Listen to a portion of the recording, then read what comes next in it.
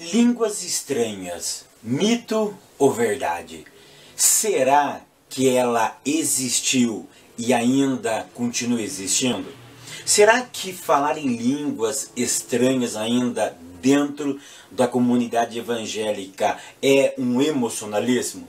Será que nós podemos ainda viver e experimentar a evidência das línguas estranhas? Essas e outras questões serão faladas e respondidas nesta videoaula, então não percam!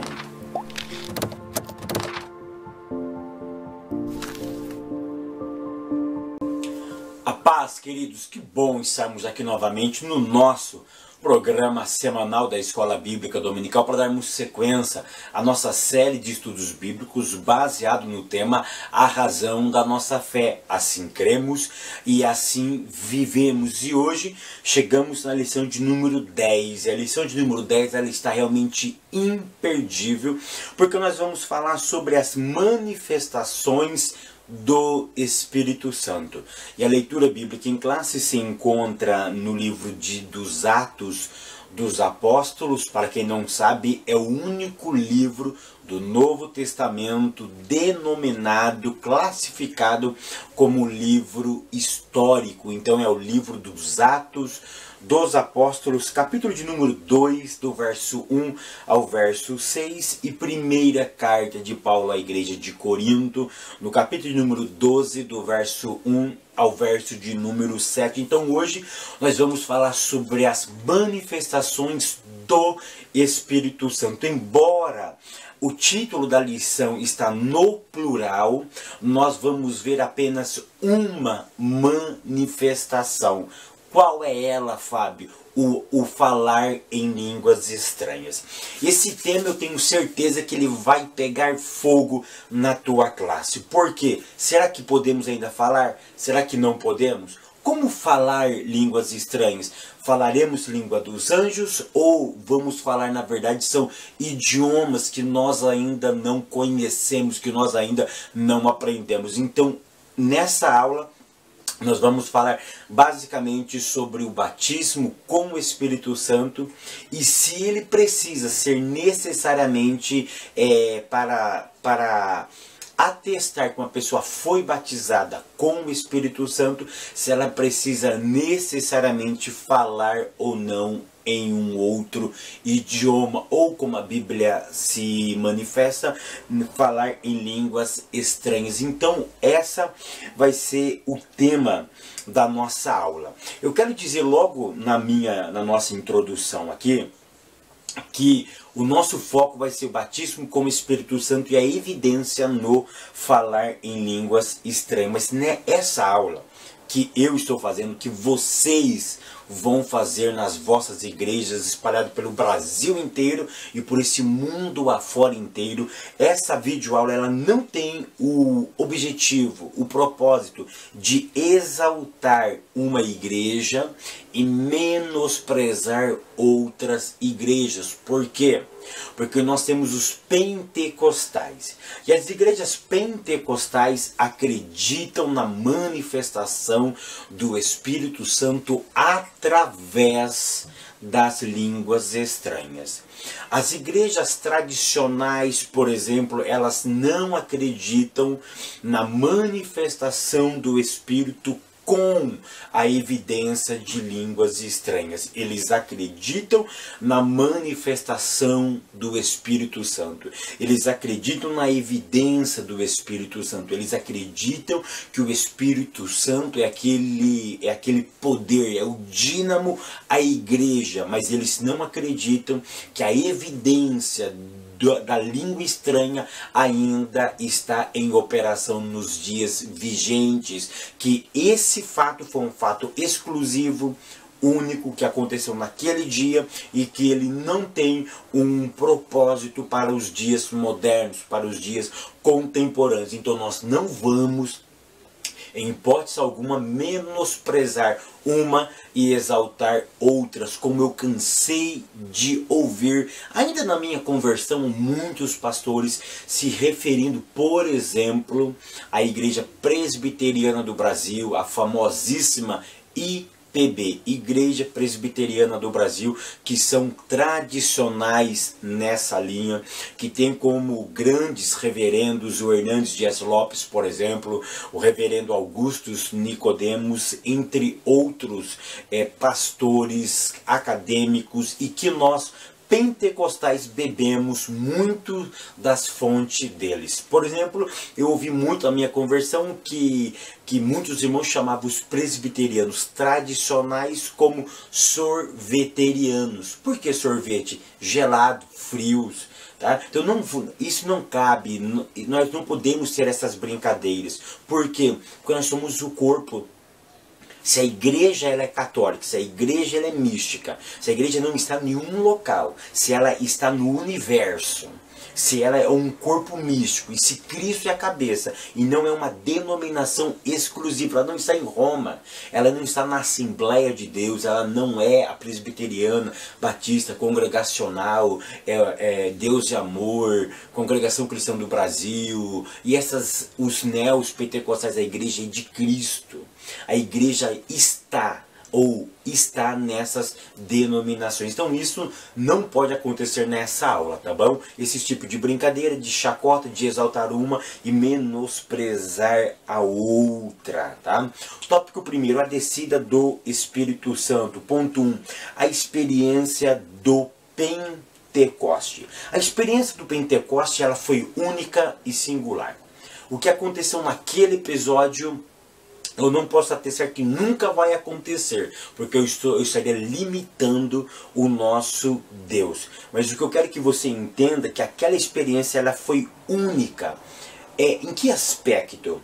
É que esta festa ela acontecia há séculos. Ou seja, desde a época de Moisés acontecia a festa dos Pentecostes. Por quê? Essa festa, no meu ponto de vista, ela é única. Ela é única no aspecto do seguinte, que a festa de Pentecostes, ela acontecia há vários e vários séculos. Uma vez por ano acontecia a festa do Pentecostes, tá? Porque foi instituída por Moisés. Deus pediu para que fizesse 3 grandes festas anualmente, e uma dessas festas era a festa de Pentecoste. Você lembra o nome dela em hebraico? Festa de Pentecostes é a festa de Shavuot, tá? Shavuá em hebraico é semana, e Shavuot está no plural, é semanas, tá? Então se você quiser se aprofundar no hebraico, eu vou deixar um link aqui em cima do meu próprio curso, onde eu vou alfabetizar você no idioma hebraico, tá bom? E aí você vai ter essas nuances da língua hebraica. É um curso realmente sensacional, onde eu pessoalmente, em videoaulas, irei lhe auxiliar, lhe alfabetizar na língua hebraica. Então, Pentecostes em hebraico é a festa de Shavuot. Tá? Então, isso acontecia há séculos, há milênios acontecia a festa de Shavuot. E aquela festa, nesse episódio, foi uma festa única e especial. Por quê? Porque foi aonde o Espírito Santo desceu da forma que ele desceu, aonde nós vamos tratar daqui um pouquinho. Então, por isso que no meu ponto de vista, ela é uma festa única, ou seja, ela aconteceu de forma singular, porque acontecia em vários anos, em alguns milênios já acontecia essa festa, mas esta em específica aconteceu esse fato histórico que ficou marcado na história do povo de Israel e na vida da igreja. Nesse ponto 1 ainda, o nosso autor vai falar sobre Mateus capítulo 3, verso 11. Olha o que diz Mateus 3, verso 11. Quem estava dizendo isso? João Batista. Ele diz o seguinte: eu, em verdade, vos batizo com água para o arrependimento, mas aquele que vem após mim é mais poderoso do que eu. Não sou digno de levar as suas sandálias. Ele vos batizará com o Espírito Santo e com fogo. Eu vejo muitos pregadores pregando sobre isso, e pregando de forma errada, É isso mesmo, errada. Esse texto existe inúmeras interpretações para ele. Mas eu vou desfazer um mito aqui nessa videoaula. Olha a expressão. E ele vos batizará com o Espírito Santo e com fogo. O que é fogo? Fogo é o sapatinho, é o dançar no Espírito, é o rodopiar no Espírito. Preste atenção, quando João Batista disse que aquele que viria após ele estava falando sobre Jesus. Ele vos batizaria com o Espírito Santo e com fogo. Olha o que eu vou dizer, essa expressão fogo não tem nada a ver com esse movimento que existe hoje. Não existe nada, não tem nenhuma conexão com este movimento, com essa mexida do corpo em relação a fogo. Por quê? Não tem nada a ver com sapatinho de fogo, com canela de fogo, com blusa de fogo, com varão de fogo, com cajado de fogo. Não tem nada a ver com barulho. Esse fogo, na verdade, ele tem um efeito purificador. Ou seja, quando o Espírito viesse, nós seríamos mergulhados, ou ele iria nos inundar. A expressão batismo é ficar completamente submerso, você vai desaparecer. E quem é que vai aparecer? Quem está sobre você. A ideia de submerso é isso, quando você entra dentro da água, você fica imergido, você fica submergido, você fica dentro da água, você não vê você mais, as outras pessoas não vê mais você, ela vê o que? As águas, ou seja, você ficou completamente submerso, você desapareceu. Você desapareceu no mundo daquela água. É isso que João está dizendo. Que viria um e que nós seríamos nós, né? A ideia de o Espírito descer sobre nós. Porque nós nunca iríamos até o Espírito. Aqui tem uma outra verdade. Ou seja, é muito mais interessante. O desejo é muito mais forte do Espírito me possuir do que eu possuir o Espírito. Sempre ele desce sobre mim e eu nunca vou até a ele. Porque de forças próprias nós não queremos o Espírito, mas ele quer possuir a nossa vida. E o texto diz que nós seríamos submersos por ele. E depois que nós seríamos submersos, com uma característica, com fogo, porque ele iria nos purificar. A ação do Espírito Santo é tirar as impurezas das nossas vidas. Então este é o mito que eu queria desmistificar aqui. A expressão fogo não tem nada a ver com o sapatinho de fogo, com canela de fogo, com Ramifly, que já me ensinaram o Ramifly, que já me ensinaram como você como você deve dançar no Espírito. Não tem nada a ver contra isso, Fábio. Você é contra esse movimento? É claro que não, queridos. É claro que não, mas eu estou dizendo que esse texto não tem nada a ver com esse tipo de movimento que existe hoje dentro do movimento eclesiástico, dos movimentos gospel, dos movimentos evangélicos, ok? A ideia de fogo aqui é uma ideia de purificação. Ponto 2. Batismo no Espírito Santo ou com o Espírito Santo. Por que isso se faz necessário falar? Tá? Porque existem pessoas que nunca ouviram isso. Tá? Talvez você já está careca de saber disso, né?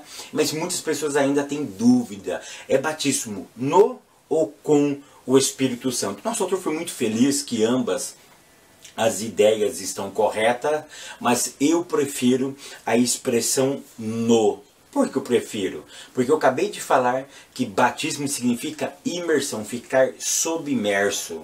Você ficar coberto de algo. E a expressão no dá justamente essa ideia de você estar você ficar submerso a alguma coisa. E não a expressão batismo com o Espírito, que dá a ideia de comparação, ou seja, ele vai vir em mim. Mas a expressão no dá a ideia que eu vou mergulhar dentro dele, ou seja, ele vai possuir a minha vida de uma forma inteira. Então a melhor expressão seria: nós devemos ser batizados no Espírito Santo, ou ele nos batizaria no Espírito Santo e não com o Espírito Santo. O ponto 3, os sinais sobrenaturais. Tá? Na festa de Pentecoste, você lembra Pentecoste em hebraico? Se não lembra, volta uns minutinhos aí para você lembrar a festa em hebraico. É muito interessante. Porque chamava Shavuot, festa das semanas? É muito interessante você ter essa noção. Então, no evento de Pentecoste, neste evento específico do Novo Testamento, aconteceram 3 coisas maravilhosas, tá? Maravilhosas. Quais foram as 3 coisas? Primeiro, um som como de um vento. Segundo, línguas repartidas como de fogo. E o terceiro evento, o falar em línguas. Olha que interessante. A primeira coisa que aconteceu, veio um som. E era como de um vento. Era comparado, não era o vento, mas era o barulho como de um vento. O segundo sinal foi línguas repartidas como, não era de fogo, era como fogo. Tá? E a terceira ideia é a ideia clássica, o falar em línguas. O que eu aprendo nessas manifestações? Que todas essas manifestações, ela nos ensina algumas coisas. E a primeira coisa que essas manifestações me ensinam é o seguinte, que Deus sempre irá nos surpreender em sua forma de trabalhar.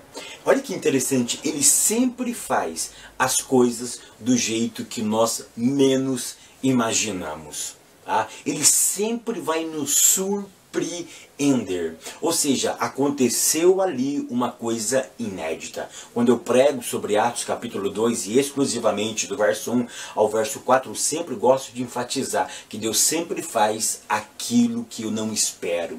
Ele sempre vai me surpreender dentro do meu cotidiano. A festa era feita sempre, mas naquele dia Deus resolveu se manifestar de uma forma diferente do que Ele vinha se manifestando. Ele se manifestou para Samuel, para Moisés, para Davi, para os profetas, para os homens, para as mulheres santas de Deus de formas especiais. E quando você acha que não existe mais nenhuma forma de Deus fazer, Deus nos surpreende. Leva isso para a classe. Deus é um Deus que nos surpreende. Eu tenho certeza que Deus pode surpreender a minha, a tua, a nossa vida ainda. Uma outra coisa que eu aprendo aqui ainda, um outro detalhe, é que aquilo, na verdade, o que vemos não é o que estamos vendo. Mas como? Olha que interessante, a primeira manifestação, o som como de um vento. Parecia vento, mas não era vento. Parece que eu estou vendo o que é, mas o que eu vejo não é o que eu estou vendo. É vento, mas não é vento. Olha a segunda, línguas repartidas como? Parece fogo, mas não é fogo. Então, outro detalhe que eu aprendo é o seguinte, que o transcendente, aquilo que vai além da minha imaginação, ele sempre vai se aproximar de mim através da imanência. Ou seja, aquilo que é tão grande, que é incompreensível, ele se manifesta dentro daquilo que é compreensível dentro da linguagem humana. Ou seja, o que Deus estava fazendo era transcendente. E para Ele explicar, e para que nós poderíamos entender que Ele estava fazendo algo sobrenatural, Ele tenta se aproximar do humano de coisas ou com coisas que nós conhecemos. Por isso a expressão vem um som. Eu não entendi que som exatamente era esse, mas ele era parecido com o vento. Sabe quando aquele vento passa fazendo aquele barulhão? Era como de um vento, porque eu não estou entendendo, eu não estou conseguindo explicar o sobrenatural. Você percebeu que nós não conseguimos explicar o sobrenatural de forma plena e absoluta? É por isso que o transcendente, ele precisa estar na imanência. É por isso que Deus sempre vai trabalhar no comparativo, porque aquilo que Ele faz é muito mais além do que aquilo que eu estou vendo e entendendo. O som era como de um vento, e a língua repartida era como fogo. Eu não sei se era fogo, porque o texto não diz que era fogo, era como, ou seja, o que ele estava fazendo era muito superior, que os judeus viram como fogo. Então isso é muito, muito profundo. Primeiro, Deus sempre nos surpreende. E segundo, Primeiro, Deus sempre nos surpreende. E segundo, aquilo que eu estou vendo, na verdade, não é o que eu estou vendo. Porque eu nunca vou conseguir explicar de forma plena e absoluta aquilo que Deus está fazendo na minha e na tua vida. Tópico 2, a natureza das línguas. Tá? Querido, se você quiser se aprofundar ainda mais nas manifestações do Espírito Santo, eu vou deixar meu link aqui, ó, que é o curso da Faculdade da Bíblia, onde você pode estudar teologia de qualquer lugar do Brasil e do mundo. Dois irmãos lá dos Estados Unidos mandou para mim e disse: pastor, eu posso fazer esse curso aqui nos Estados Unidos? Eu falei: irmão, você pode fazer em qualquer lugar, na China, no Japão, em qualquer... Se você for lá em Marte e lá tiver Wi-Fi, você pode fazer o curso de teologia online também lá em Marte, como você pode fazer o curso de hebraico também em Marte. Você vai aprender hebraico lá em Marte. Enfim, aonde pega o Wi-Fi, aonde pega a internet, você pode fazer o curso de hebraico e o curso de teologia online, ok? Então, se quiser se aprofundar, clica no link. Ele já passou aqui em cima, ele vai estar aqui embaixo. Se cadastre e se aprofunda ainda mais na palavra de Deus. Tópico 2, a natureza das línguas. Ponto 1, a fonte. Preste atenção no que eu vou dizer aqui, que isso é profundo, tá? A língua falada naquela manhã, tá? O que eu posso te adiantar é que foi numa manhã, tá? Foi pela manhã que aconteceu isso, tá? Era de origem divina, tá? Embora o idioma que se falou naquela manhã eram idiomas conhecidos. Olha que interessante. Qual era a fonte da língua falada? A fonte era de origem divina, embora o idioma fosse conhecido. Por que eu estou dizendo isso? Porque a expressão outras línguas não se refere-se à língua dos anjos. Fábio, que língua eles falaram na festa de Pentecostes? Na festa de Shavuot? Foi a língua dos anjos? Não. A Bíblia diz que não foi a língua dos anjos. Ah, mas aí está escrito outras línguas. Você não concorda comigo que outras línguas, a expressão outra, ela se refere a uma coisa que é desconhecida a mim, que não está comigo. Olha, é uma outra coisa, é uma outra língua, ou seja, não está comigo, não me pertence. Tá? Então olha, a expressão outra língua não se refere à língua dos anjos, mas se refere a algo que eu não tenho a capacidade ainda de ter, de possuir. Eu não conheço aquilo ainda.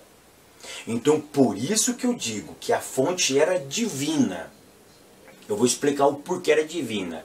E mesmo sendo um idioma conhecido, não por quem estava falando naquele exato momento, mas por aqueles que estavam ouvindo falar o idioma seu. Tá? Então, como eles conseguiram falar? Eles conseguiram falar por ação divina do Santo Espírito. Então, a expressão outras línguas não se refere à língua dos anjos, tá? Uma outra coisa, isso precisa ficar muito bem claro, tá bom? A origem, a fonte era divina, embora eles estavam falando idiomas conhecido daquela época. Ponto 2, a glosolalia, tá? O que significa esse palavrão? Glosa significa língua, idioma. Lalia significa o modo de falar, ou seja, é o modo em que as pessoas estavam falando, ou seja, a maneira que eles estavam falando naquela manhã. O que aconteceu naquela manhã foi o seguinte: mais ou menos cerca de 120 pessoas começaram a falar em outras línguas, em outros idiomas. Estava tendo a festa de Shavuot, uma festa muito linda.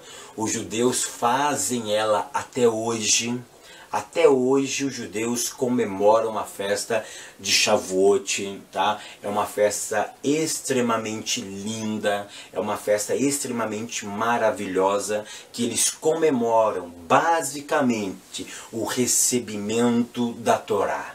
A Torá ela foi dada, segundo os sábios judeus, na festa do Pentecoste. Então eles comemoram o recebimento da Torá. Então quando a Torá chegaram até eles, então eles comemoram até hoje. Sabe o que eu aprendo? Que não existe avivamento sem a palavra de Deus. Tira isso da mente de vocês, querido. Tira isso da mente da igreja. Eu não posso ter avivamento por entretenimento. Entretenimento gera meninice. Entretenimento gera apenas diversão. Entretenimento gera apenas emoção física e instantânea. É temporal. Mas a palavra de Deus gera avivamento atemporal. Ela está fora do tempo. Em qualquer momento da vida eu sou avivado, porque o que traz o avivamento é a palavra. É por isso que o profeta Abacuque, ele disse: ouvi a tua palavra e temi. Então aviva, ó Senhor, a tua obra. Não é por acaso que a descida do Espírito Santo foi na festa dos tabernáculos, foi na festa do Pentecoste, poderia ser na festa de Pêssah, na Páscoa, poderia ser nas outras festas. A cultura judaica, os judeus vão dizer que existe cerca de 67 festas judaicas, as 3 principais. Mas por que ele deu na festa dos Pentecostes, na festa das semanas? Porque se comemorava o recebimento da Torá. Deus queria deixar para mim e para você esse precioso ensino. Não existe avivamento fora da palavra de Deus. E o que nós estamos vendo hoje, presenciando, é um bando de meninice. São moleques espirituais pregando a palavra de Deus. São homens sem escrúpulos, entretendo a igreja com filosofias, com coisas mundanas, com autoajuda, com filosofias pagãs. Eles leem psicólogos famosos e maqueiam e trazem isso para a igreja e nós comemos. Eu estava lendo um autor esses dias e ele diz o seguinte: eu prefiro falar 5 palavras da Bíblia do que 1000 palavras filosóficas, porque as 5 palavras da Bíblia irão mudar a vida das pessoas. Mas hoje é o contrário. Eu falo 5 palavras da Bíblia e 1000 palavras filosóficas. E a igreja fica assim: nossa, esse cara é o máximo. E nós estamos comendo gato por lebre. Infelizmente. Ponto de número 3. A continuação. Estava me esquecendo, né? Então estava 120 pessoas. E o Espírito desce sobre eles. Eles começam a falar em línguas estranhas, em outro idioma. Tá? Então qual foi o idioma que eles falaram naquela manhã? Isso é muito interessante. Então eu posso afirmar biblicamente que eles não estavam falando língua dos anjos.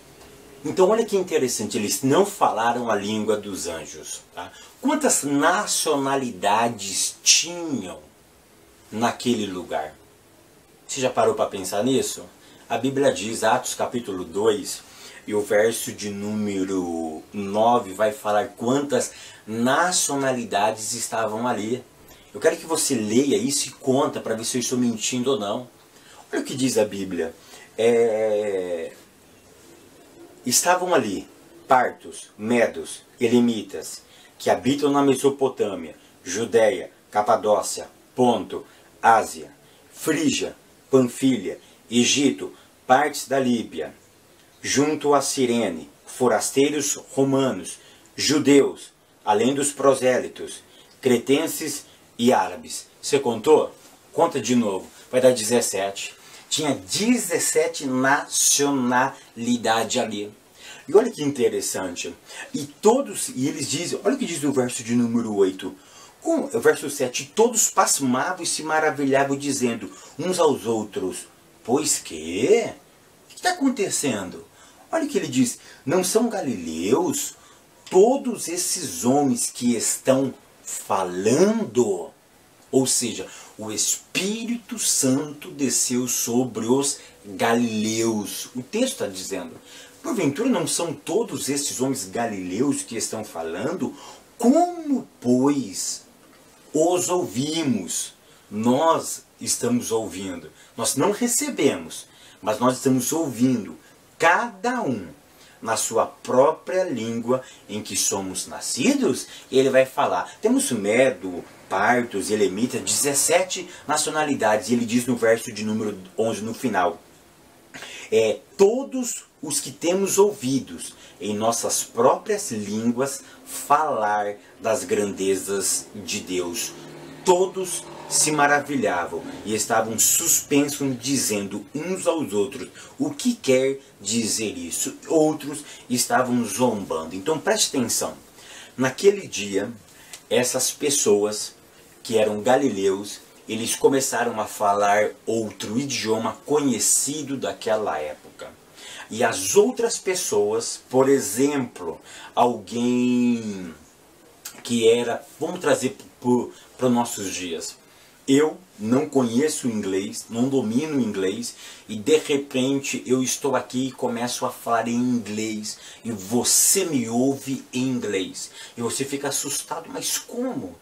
O Fábio não domina inglês, e eu ouço ele falar no meu próprio idioma. Ele está conversando comigo, ele está falando das grandezas de Deus comigo. Em inglês, como pode estar acontecendo isso? Ele não foi na faculdade, ele não se matriculou em nenhuma escola de idiomas.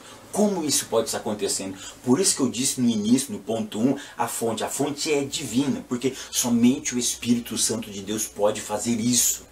Somente o Espírito de Deus pode fazer isso. Eu tive aula no centro presbiteriano com um pastor batista tradicional, que ele não acredita no falar em línguas estranhas como nós pentecostais acreditamos. Mas um dia ele disse num grupo, e eu estava na faculdade nessa época, e ele disse para mim, ele disse: Fábio, um membro da minha igreja, ele era um homem muito abastado, e ele disse: um irmão da minha igreja, eles se casaram. E eles foram passar a lua de mel na Itália. E aconteceu algo surpreendente. Eles sofreram um acidente. Ambos foram parar em hospitais diferentes. E eles só falavam o português. E resumo da história. Cada um foi para um lado. No hospital que ela estava, ela não conseguia se comunicar com ninguém. Porque todos eles falavam italiano. E ele também foi para um outro hospital e ele não entendia italiano. Mas aí tinha uma enfermeira cristã. E quando a enfermeira soube que ela era uma cristã também, ela foi até lá. Ela foi até aquele lugar. E olha que interessante.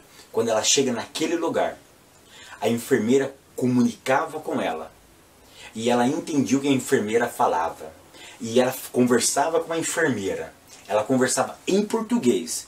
E a enfermeira entendia em italiano. A enfermeira falava em italiano e ela entendia em português.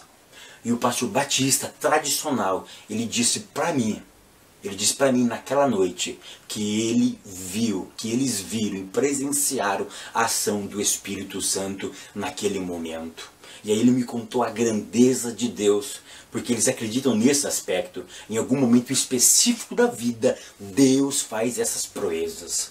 Então eu glorifiquei a Deus juntamente com ele, embora eu acredite no dom de línguas, eu acredito na manifestação da descida do Espírito Santo, na continuidade disso, mas esse testemunho me alegrou muito, e com isso ela conseguiu se comunicar com essa enfermeira. Ela perguntou do esposo, e isso aconteceu também lá no hospital do seu noivo, que agora era o seu marido, né? Ou seja, Deus fez uma grande obra em idiomas diferentes, ou seja, Deus se manifesta de forma sobrenatural ainda.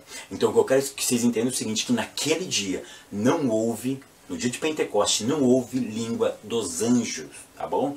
O que aconteceu na verdade foi alguém que não conhecia nenhum idioma estrangeiro, não frequentou a escola, começou a falar um outro idioma e ele não falava palavras ao vento. É isso que vocês precisam entender também. O que eles estavam falando? Eles estavam falando das grandezas de Deus. A cultura judaica vai dizer aqui, olha que coisa linda, queridos, que coisa profunda. Eles estavam narrando a história de Deus ao longo dos séculos. E eles estavam ali evangelizando. O teor dessa festa era o recebimento da Torá.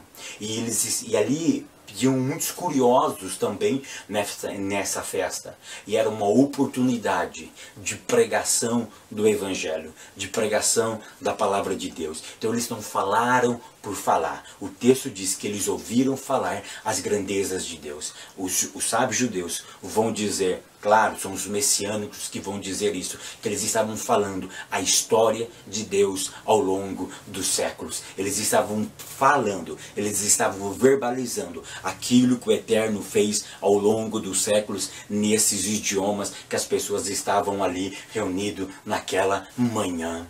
Foi algo sobrenatural.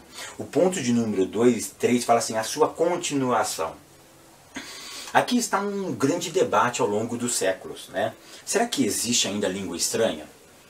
Será que nós podemos ainda falar? Como que você prova que isso é atual ainda?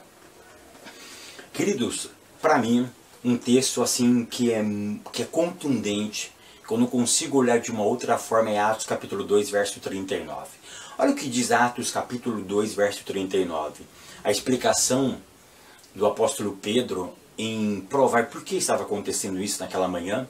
E ele diz no verso 39, porque, é uma explicação, a promessa, diz que promessa? Promessa de Joel, que derramaria o seu espírito sobre toda a carne. Ele diz, porque a promessa vos diz respeito a vós, que estavam ali presentes, aos filhos dos judeus, a todos que estão longe, estava se referindo aqui aos gentios, e aqui para mim é uma coisa maravilhosa, e a tantos quanto Deus, nosso Senhor, chamar. Então preste atenção, esse texto ele é escatológico, ou seja, ele estava se referindo, eu estou falando para você e para vós que estão aqui, eu estou falando para uma outra geração que vai ser os vossos filhos, eu estou falando para os gentios que estão longe aqui. Mas eu quero dizer o seguinte, que essa era vai passar. E todas as pessoas que Cristo chamar para o seu redil farão parte dessa promessa. Poderão usufruir da manifestação do Espírito Santo no falar em outras línguas. Então esse texto, para mim, ele é contundente, ele é uma prova viva, teologicamente, de que a continuação do falar em línguas é uma verdade escritural, tá bom? Baseado tecnicamente em Atos capítulo 2, verso 39. Terceiro tópico, significado e propósito. Ponto 1.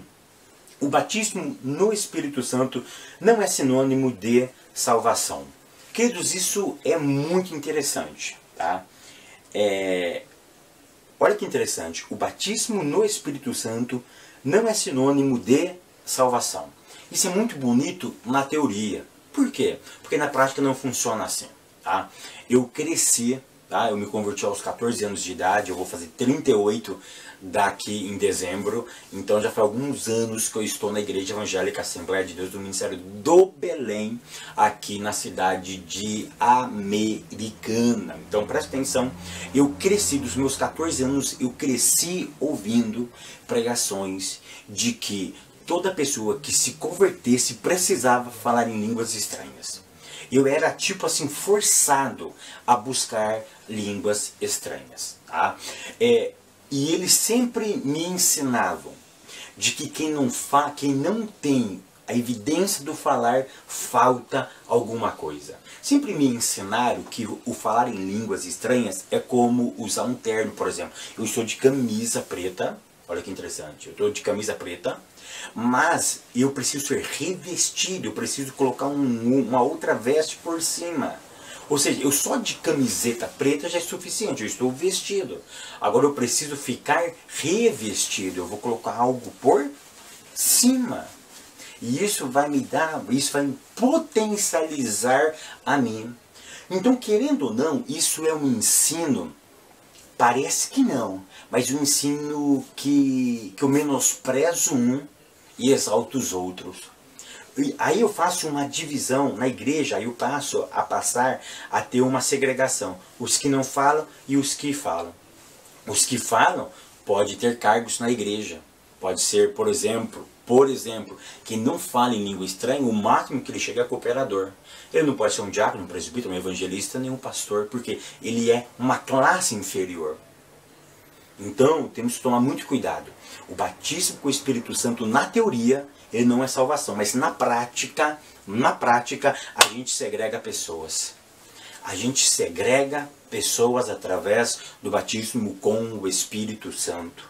Então nós temos que tomar muito cuidado para não inferiorizar pessoas. Eu ainda conheci inúmeras e ainda conheço pessoas que sofrem esse trauma por não receberem a evidência das línguas estranhas. Eles não conseguem fazer determinadas coisas na igreja que eles têm vontade, porque eles não falam em línguas estranhas. Eu tenho que tomar muito cuidado, porque batismo com o Espírito não é salvação. Tá? Ele não é salvação. Isso na teoria é muito bonito, mas na prática muitos pastores sempre vão falar sobre isso. Então, verdade, é a nossa lição. Essa lição que falou sobre as manifestações do Espírito, nós podemos falar sobre várias manifestações. Nós estamos falando apenas de uma. Qual? O batismo com o Espírito Santo. Você percebeu que a tônica parece que é ela? Parece que o batismo é o dom mais importante. É aquele negócio, nossa, o cara fala em língua estranha, né? É o máximo isso. Então você percebe que a gente fala uma coisa, prega uma coisa, mas a gente vive outra. Tá? Então temos que tomar muito cuidado com isso. Cuidado para não menosprezar os irmãos da sua igreja, que você vai dar aula para pessoas que não falam em língua estranha, e você vai menosprezá-los. Então toma muito cuidado com isso daí, tá bom? Ponto 2, definição e propósito. Eu quero que vocês reflitam o seguinte, olha para mim com carinho, tá? Olha para minha gravata, né? Como dizem os pregadores, né? Olha para mim com carinho. Olha o que eu quero que vocês reflitam. O movimento pentecostal, ele começou no Brasil no início do século XX. Tá? O que eu quero que vocês pensem comigo é o seguinte. O movimento pentecostal no mundo ele ganhou uma proporção no final do século XIX para o início do século XX. Tá? Então olha que interessante. Ele ganhou proporção no final do século XIX e no início do século XX. O movimento da Rua Azusa ele foi muito famoso, ele é muito famoso ainda. Existe tratado sobre o avivamento da Rua Azusa. Então o que eu quero que vocês reflitam é o seguinte: século XIX, século XX é onde vai explodir o movimento pentecostal. E os séculos passados? Eu não vou citar nomes aqui de homens que marcaram história no século IV, 5, 6, 7, 8, 9, 10, 11, 12, 13, 14, 15, 16, 17, 18. Homens que marcaram épocas, que deixaram o seu legado, que nós estudamos eles até hoje. E a maioria deles não falaram em outro idioma.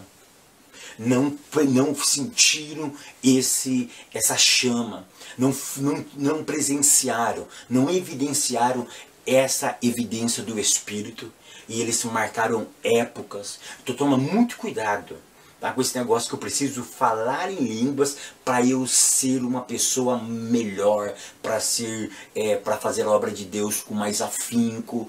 Queridos, muito cuidado. Eu quero que vocês reflitam o seguinte: eu quero dizer que do século XVIII para trás ninguém fez nada. João Calvino não fez nada. Jacó Arminio não fez nada. Martinho Lutero não fez nada. Que agora nós vamos comemorar a Reforma Protestante. Os 500 anos dela, dia 31 de outubro, não fizeram nada. Então vamos tomar muito cuidado com essa interpretação imediática, contemporânea. Porque nós estamos olhando somente para a nossa época. E pessoas que não viveram isso, quando o movimento pentecostal não era tão explorado como é hoje, o movimento carismático não é tão explorado como é hoje. Vocês percebem? É isso que eu quero que vocês reflitam. Então eles não fizeram proezas. Então por que nós estudamos esses homens? Tomás de Aquino, os pais da igreja. Muito cuidado, querido, que a maioria deles não provaram dessa evidência. Tópico de número 4. Os dons espirituais. Ponto 1. Os dons espirituais. quero te fazer uma pergunta. Qual o propósito real dos dons espirituais? Nós tivemos um trimestre só sobre os dons espirituais. Se você quiser rever essas 13 aulas, tá? Você procura aí no YouTube, eu vou deixar a primeira aula aqui, tá bom? A primeira aula vai ficar aqui. Você clica aqui e você vai ter uma sequência de 13 aulas sobre onde eu detalho sobre os dons espirituais, tá? E os dons espirituais, olha para mim com carinho, qual é a finalidade dele? Dirigir a igreja? Não. É isso que eu quero que vocês levem para a classe. Os dons espirituais não podem dirigir a igreja. Seja qual for o dom espiritual, ele não serve para dirigir a igreja. Então, para que servem os dons espirituais, Fábio? Preste atenção. Os dons espirituais eles servem para atrair as pessoas até a Cristo. Eles servem para atrair as pessoas ao Evangelho. Aí os homens que têm os dons ministeriais, eles entram em ação. Porque a fé é promovida, ela é acrescida quando eu ouço a palavra. E os dons não têm a finalidade de verbalizar a palavra, mas de atrair as pessoas a ouvir o Evangelho. Tá? Então a finalidade dos dons, basicamente, dos dons espirituais, é atrair as pessoas para ouvir o Evangelho. Aí os dons ministeriais, eles entram em ação. Ponto 2. Os dons são dados aos crentes individualmente. Neste ponto, eu quero salientar a importância da distribuição dos dons. Olha que interessante. Ele dá dons individualmente. Sabe o que significa? O mesmo que eu recebo, você não recebe. O mesmo que você recebe, eu não recebo. Para cada um, ele dá um dom diferenciado. Para quê? Para promover todo o corpo. Ou seja, a ideia de individualização é uma ideia onde o Espírito Santo ele vai trabalhar diferente com você e do outro. Isso fala de intimidade. Isso fala de conexão. Isso fala de comunhão. Se ele dá individualmente, você precisa ser amigo dele individualmente. Você percebe que aqui tem uma ideia de comunhão, de conexão, de intimidade, de amizade mútua e correspondente? Se ele vai dar para alguém individual, ele precisa ser íntimo desse indivíduo. Eu quero concluir a minha aula dizendo o seguinte: os dons existem e são atuais. E Deus está muito mais interessado em nos doar os seus dons do que nós em recebermos. Então que nós possamos dedicarmos as nossas vidas para viver e experimentar essa manifestação, essa ferramenta à nossa disposição. Que o Eterno continue ajudando você, meu irmão, você, minha irmã. E muito obrigado por estar aqui comigo, ouvindo, e que o Eterno continue realmente lhe abençoando. E até semana que vem, que